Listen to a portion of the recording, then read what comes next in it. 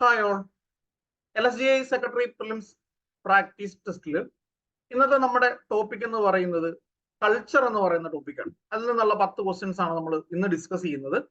So ആദ്യത്തെ question എന്ന് പറയുന്നത്, in connection with which celebration Kanyarkali is performed in the areas of Palakkad district. Kanyarkali എന്ന് പറയുന്ന കലാരൂപം താഴെ നൽകിയിരിക്കുന്നവയിൽ ഏത് ആഘോഷവുമായിട്ട് ബന്ധപ്പെട്ടിട്ടാണ് പാലക്കാട് ജില്ലയുടെ മേഖലകളിൽ അവതരിപ്പിക്കപ്പെടുന്നത് എന്നുള്ളതാണ് ചോദ്യം. Option A Onam, option B Deepavali, option C Vishu, option D Pongal. ഏതാണ് ആൻസർ ആയിട്ട് വരിക? ഇതിൽ ആൻസർ ആയിട്ട് വരുന്നത് ഓപ്ഷൻ സി വിഷു എന്നുള്ളതാണ്. ഓപ്ഷൻ സി വിഷു എന്നുള്ളതാണ് നമ്മുടെ ആൻസർ ആയിട്ട് വരിക. കന്യാർകളി എന്ന് പറയുന്നത് ഒരു കാർഷിക അനുഷ്ഠാന നൃത്തരൂപമാണ്. അപ്പൊ കൃഷിയുമായിട്ട് അതിന് ബന്ധമുണ്ട്. അതുപോലെ തന്നെ കന്യാർകളിയെ നമ്മൾ വിളിക്കുന്ന ഒരു പേര്, മറ്റൊരു പേര് എന്ന് പറഞ്ഞാൽ കണിയാർകളി എന്ന്. കണിയാർകളി എന്നതിനെ വിളിക്കാനുള്ള കാരണം തന്നെ കണി എന്നൊരു വാക്ക് നിങ്ങളോട് കാണുന്നുണ്ടോ അല്ലെ? കണി എന്ന് പറയുന്നത് കലാരൂപം അവതരിപ്പിക്കുന്നതിന് മുമ്പ് വിഷുക്കണി കണ്ട് ആവേശഭരിതരായി അത് അവതരിപ്പിക്കുന്ന ഒരു രീതിയാണ് ഉള്ളത്. അതുകൊണ്ടാണ് അതിനെ കണിയാർകളി എന്ന് പേര് വരാനായിട്ടുള്ള കാരണം. വളരെയധികം ഈ ആയോധന കലയുമായിട്ട് അടുത്ത് നിൽക്കുന്ന ബന്ധമുള്ള കലാരൂപമാണ് കന്യാർകളി എന്ന് പറയുന്നത്. പാലക്കാട് മേഖലകളിലാണ് പ്രധാനമായിട്ടും അത് കാണുന്നത്. ചുവടുകൾക്കൊക്കെ കളരിപ്പയറ്റ് പോലെയുള്ള ആയോധന കലകളുമായിട്ടൊക്കെ കന്യാർകളിയുടെ ചുവടുകൾക്ക് ബന്ധമുണ്ട്. ഓർത്ത് വെച്ചേക്കുക, വിഷുവുമായിട്ട് ബന്ധപ്പെട്ടിട്ടാണ് കന്യാർകളി അവതരിപ്പിക്കാറുള്ളത്. ഇനി നമ്മുടെ രണ്ടാമത്തെ ചോദ്യം എന്ന് പറയുന്നത്, which place is known as Mecca of Kerala? കേരളത്തിന്റെ മക്ക എന്നറിയപ്പെടുന്ന സ്ഥലം ഏതാണ് എന്നുള്ളതാണ്. Option A Ponnani, option B Beypore, option C Kodungallur, option D Nadapuram. ഇതിലേതായിരിക്കും ആൻസർ ആയിട്ട് വരിക? കേരളത്തിന്റെ മക്ക എന്നറിയപ്പെടുന്നത് പൊന്നാനിയാണ്. കേരളത്തിന്റെ മക്ക എന്നറിയപ്പെടുന്നത് പൊന്നാനിയാണ്.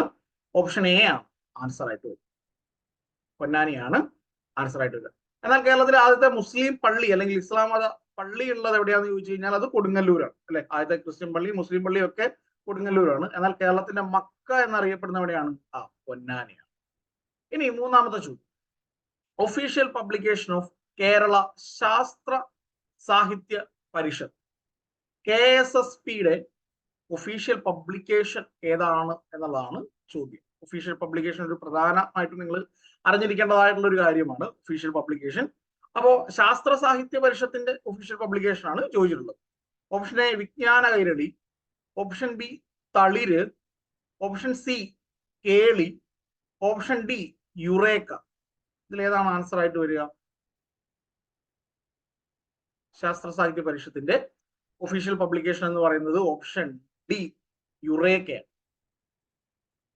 യുറേക്കയാണ് ശാസ്ത്ര സാഹിത്യ പരിഷത്തിന്റെ ഒഫീഷ്യൽ പബ്ലിക്കേഷൻ എന്ന് പറയുന്നത്. വിജ്ഞാന കൈരളി എന്ന് പറയുന്നത് ഭാഷാ ഇൻസ്റ്റിറ്റ്യൂട്ടിന്റെ ഒഫീഷ്യൽ പബ്ലിക്കേഷൻ ആണ്. തളിര് എന്ന് പറയുന്നത് നമ്മുടെ ബാലസാഹിത്യ ഇൻസ്റ്റിറ്റ്യൂട്ടിന്റെ പുസ്തകമാണ്. കേളി എന്ന് പറയുന്നത് നമ്മുടെ കേരള സംഗീത നാടക അക്കാദമിയുടെ ഒഫീഷ്യൽ പബ്ലിക്കേഷൻ. ഓക്കെ, സോ നമ്മൾ ചോദിച്ചിട്ടുണ്ടായിരുന്നത് ശാസ്ത്ര സാഹിത്യ പരിഷത്തിന്റെ ഒഫീഷ്യൽ പബ്ലിക്കേഷൻ എന്നാണ്. യുറേക്കയാണ് പരിഷത്തിന്റെ ഒഫീഷ്യൽ പബ്ലിക്കേഷൻ. എന്നാൽ ഓപ്ഷൻ എ ആയിട്ടുള്ള വിജ്ഞാന കൈരളി ഭാഷാ ഇൻസ്റ്റിറ്റ്യൂട്ടിന്റെ പുസ്തകമാണ്. ഓപ്ഷൻ ബി തളിര് ബാലസാഹിത്യ ഇൻസ്റ്റിറ്റ്യൂട്ടിന്റെ ആണ്. സി കേളി എന്ന് പറയുന്നത് സംഗീത നാടക അക്കാദമിയുടേതാണ്. ഓക്കെ, സോ ഇനി നാലാമത്തെ ചോദ്യം,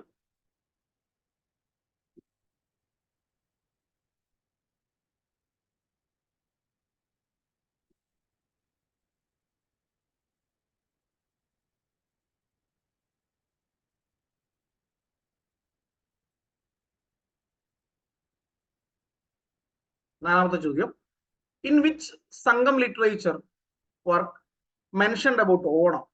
നൽകിയിരിക്കുന്ന സംഘം ലിറ്ററേച്ചർ വർക്കുകളിൽ ഓണത്തെ കുറിച്ചിട്ട് പരാമർശിക്കുന്ന വർക്ക് ഏതാണ് എന്നുള്ളതാണ് ചോദ്യം.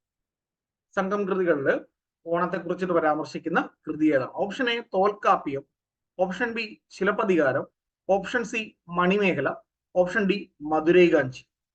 നമ്മുടെ ആൻസർ ആയിട്ട് വരുന്നത് ഓപ്ഷൻ ഡി ആണ്. ഓപ്ഷൻ ഡി മധുരൈ കാഞ്ചിയാണ്. മധുരൈ കാഞ്ചിയിലാണ് ഓണത്തെ കുറിച്ചിട്ടുള്ള പരാമർശമുള്ള സംഘകാല കൃതി എന്ന് പറയുന്നത്. ഇനി നമ്മുടെ അഞ്ചാമത്തെ ചോദ്യമാണ് അടുത്തത്.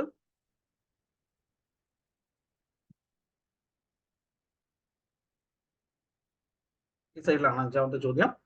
Which Renaissance hero who raised the slogan no caste, no religion, no god to man?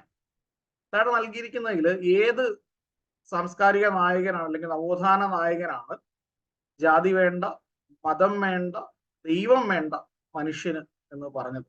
A K Gopalan, B Vagbhatananda, C Sahodaran Ayyappan, D Sreenarayana ഗുരു.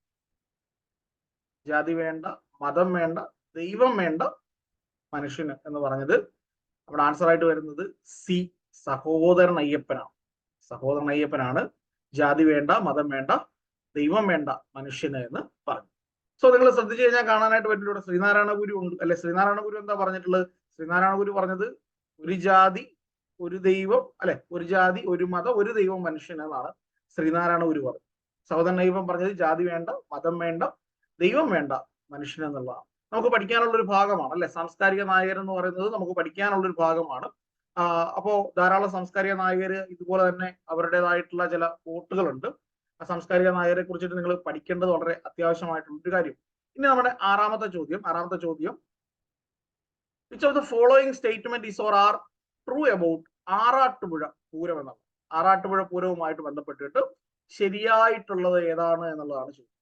അപ്പൊ ഒന്നാമത്തെ സ്റ്റേറ്റ്മെന്റ് ഇതാണ്: it is the oldest Pooram in Kerala. കേരളത്തിലെ ഏറ്റവും പഴക്കം ചേർന്നിട്ടുള്ള പൂരമാണ്. രണ്ട്, the Pooram is also known as Devamela. ഈ പൂരം അറിയപ്പെടുന്ന മറ്റൊരു പേരാണ് ദേവമേള എന്നുള്ളത്. Option A 1 only, option B 2 only, C both are true, D both are false. അപ്പൊ ആറാട്ടുപുഴ പൂരം എന്ന് പറയുന്ന പൂരവുമായിട്ട് ബന്ധപ്പെട്ടുകൊണ്ട് ഇതിൽ ഏതൊക്കെ സ്റ്റേറ്റ്മെന്റ് ആണ് ശരി, അല്ലെങ്കിൽ ഏതാണ് ശരി? സോ ഇതിന്റെ ആൻസർ ആയിട്ട് വരുന്നത് ഓപ്ഷൻ സി ആണ്, ബോത്ത് ആർ. രണ്ട് സ്റ്റേറ്റ്മെന്റും എന്നാണ് ശരിയാണ്. കേരളത്തിലെ ഏറ്റവും പഴക്കം ചേർന്നിട്ടുള്ള പൂരം എന്നാണ് എന്തറിയപ്പെടുന്നത്?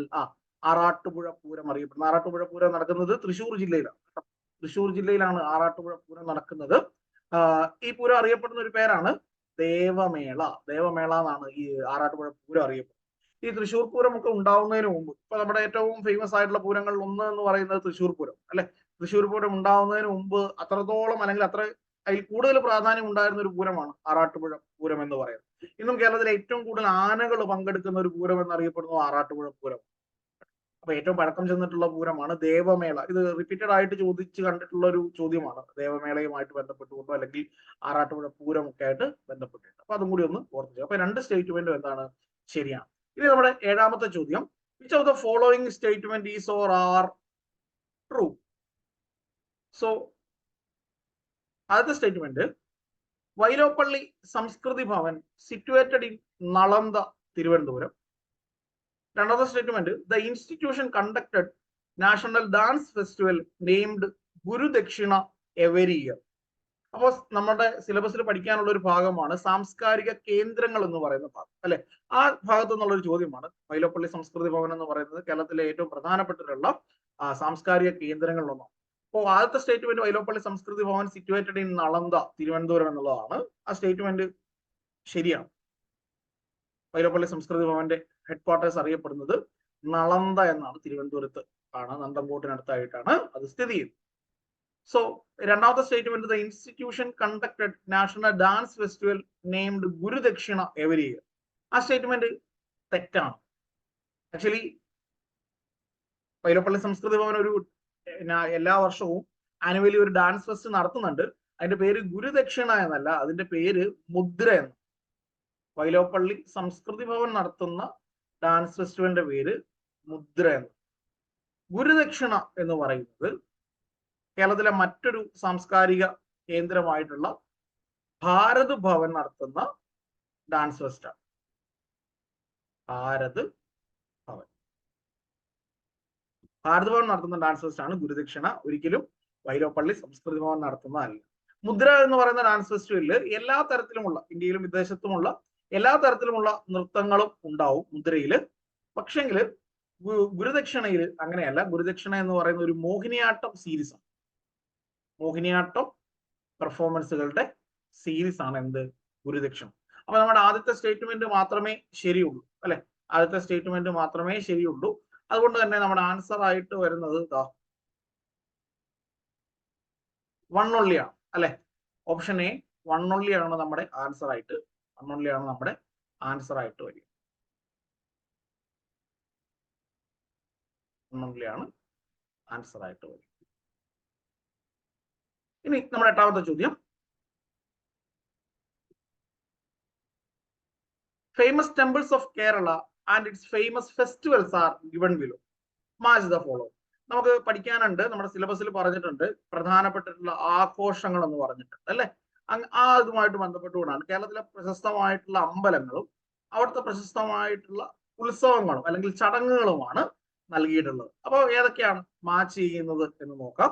അപ്പൊ ആദ്യത്തേത് ഒന്ന് കൊറ്റംകുളങ്ങര ദേവി ക്ഷേത്രം, അടുത്തത് മംഗളാദേവി ക്ഷേത്രം, 3 നീലംപേരൂർ ഭഗവതി ക്ഷേത്രം, 4 ഏറ്റുമാനൂർ മഹാദേവ ക്ഷേത്രം. ഇനി ഇപ്പുറത്തെ സൈഡിൽ A Chithra Pournami, B Pooram Padayani, C Ezhara Ponnana, D ചമയ വിളക്ക്. ഇത് ഒരെണ്ണം നിങ്ങൾക്ക് കിട്ടിയാൽ പോലും നിങ്ങൾക്ക് ആൻസറിലേക്ക് എത്താനായിട്ട് പറ്റും. അത്ര എളുപ്പമുള്ള ചോദ്യമാണ്. ചോദ്യം വായിച്ച സമയത്ത് നിങ്ങൾക്ക് മനസ്സിലായിട്ടുണ്ടോ? അപ്പൊ നമുക്ക് ഓരോന്നോരോന്നായിട്ട് നോക്കാം.